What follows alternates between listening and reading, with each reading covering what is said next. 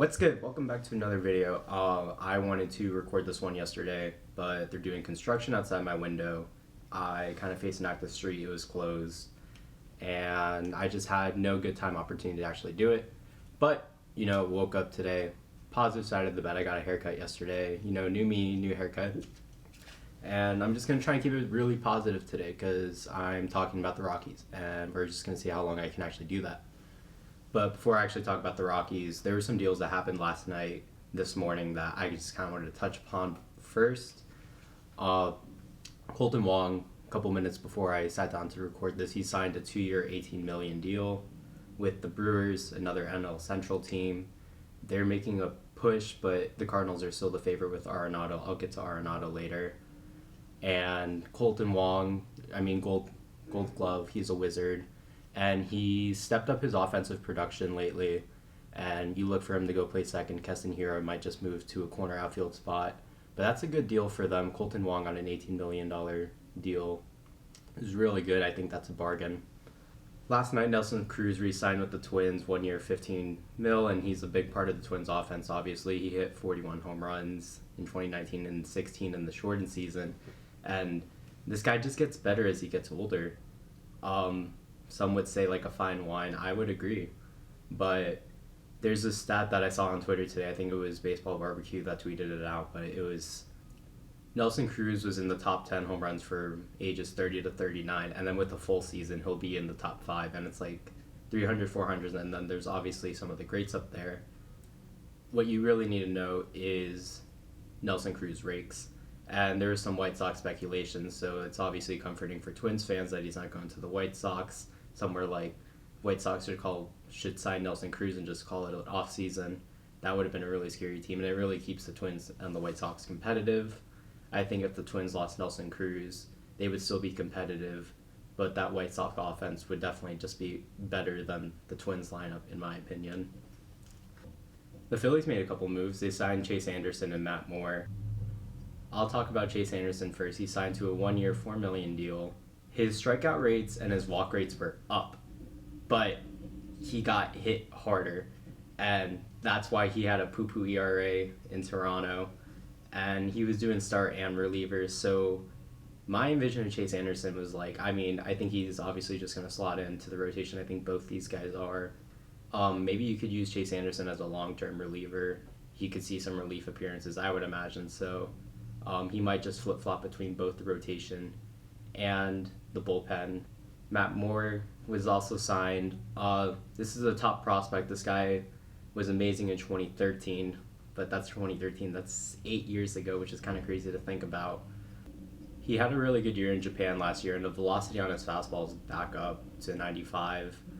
And I think he'll also be a starter. He'll be more of a starter. And then now the Phillies kind of have a complete rotation, in my opinion, with Vince V, Double V's, rounding it out at the back end, and it is a complete rotation. It is 5 starting pitchers, which the Phillies kind of struggled to throw out last year, and I'm just a believer that there's no such thing as a bad 1-year deal.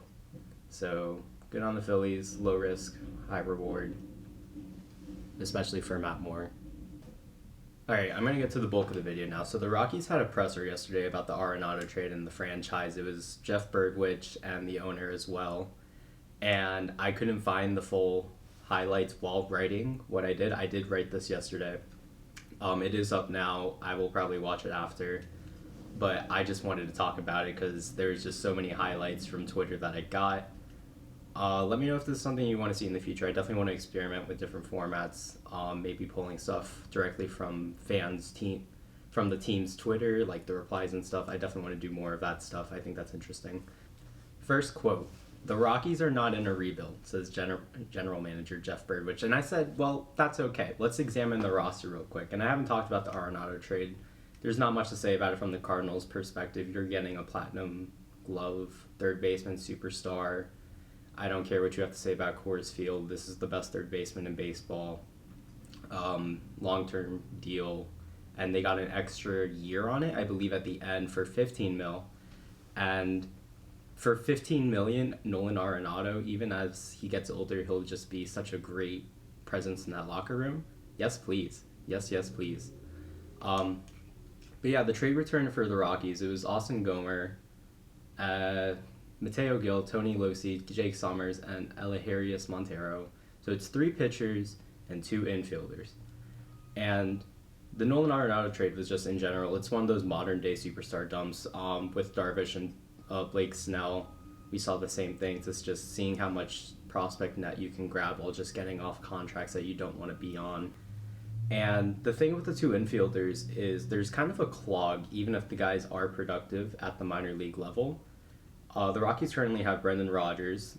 They have Brian McMahon. I don't know why I said McMahon. I was just reading it. Okay. And then they also have Garrett Hampson. So it's just Brendan Rodgers needs to pan out too. I know he's been a little disappointing, but that's just kind of the thing with Rocky infielded prospect too. It's just they draft a lot of like the middle ones, and some of them come out great, like Trevor Story, which I will talk about. Then like you have some people that can't put it together, and like people who are putting it together, they're very inconsistent with player development.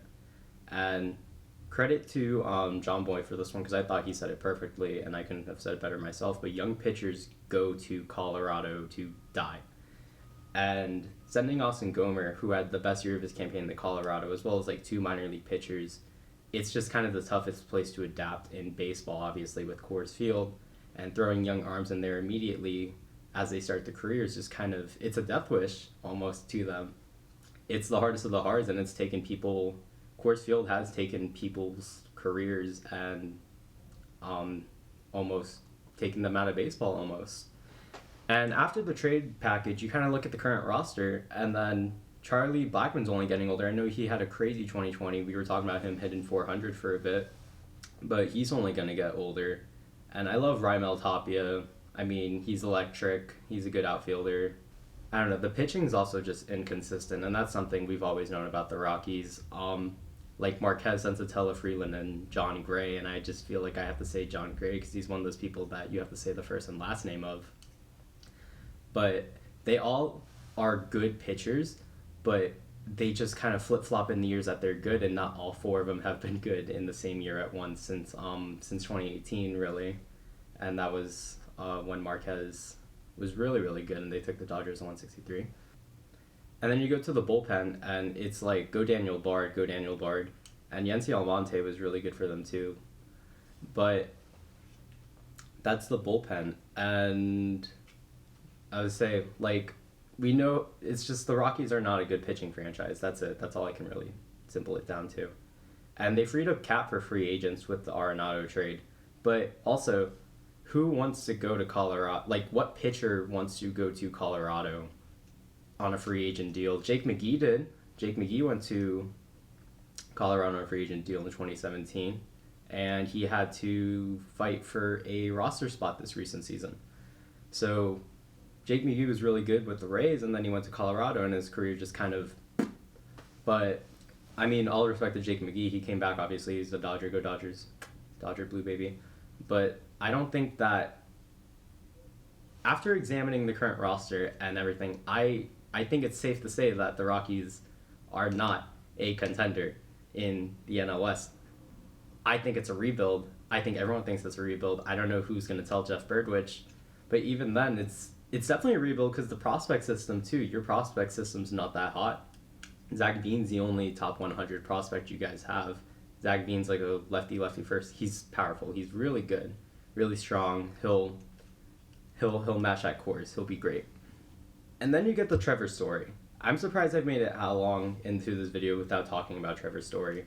The number 1 shortstop in the MLB? Questionable. Tatis Story. Seager. Yeah, so free Trevor Story. Trevor Story, don't sign that contract. It's the same like he saw the entire thing right before his eyes. I don't know why he would sign. He saw what happened with Nolan Arenado, and then also Troy Tulowitzki as well. I'm sure he was aware of that growing up, but it's like the Rockies are just kind of like stuck in Groundhog Day with like these stars. It's just kind of like the trade rumors and everything, and then it's just kind of everything falls apart with the Rockies, and they were never able to be super successful with these cornerstones that are gifted to them. Next quote. This brings closure to something that we've been dealing with for over a year. Dick Manfort, the owner. don't know if I said his name before. So he's referring to Nolan Arenado trade rumor month, which is January, and Nolan Arenado has just always been in trade rumors. Not immediately after the extension, but even in 2020, 1 year after the extension, he was in trade rumors in 2018 and then 2019 before he signed that extension. And then 2020, and now we're here 2021, and it's like it finally ended. But I don't know what you were dealing with. Like you were gifted a cornerstone third baseman that wanted to stay loyal to your franchise. You were gifted a platinum gold glover who won a gold glove every year he's been up. Oh no. Like, it's so tragic how you were dealt this very bad burden. And I don't know who we is, because you were the one that fragmented the relationship in the first place. And then the next quote was, "It's Nolan's choice. He wanted to move on. He signed an extension in 2019 because he wanted you guys to compete. He gave you guys a chance to compete and build around him. And it's so scummy. Don't throw players under the bus. He's loyally said he loves Colorado and he wanted to stay, but that just wasn't the case." And oh yeah, that's literally his quote. It was like, "I signed there with the intent to be there for the rest of my career, but it wasn't meant to be. You guys ruined it. Don't throw him under the bus." Scummy. Jeff Birdwich. The word human is important. There are relationships in human existence that last forever. Sometimes relationships don't last forever. This is part of human existence. What are we doing? I think Jeff Birdwich needs to consider a career in counseling. Jeff Birdwich, come onto the channel to discuss your handling of the Colorado Rockies and your favorite TweetDecker. And finally, I haven't thought about firing myself. The only note I have written there is start.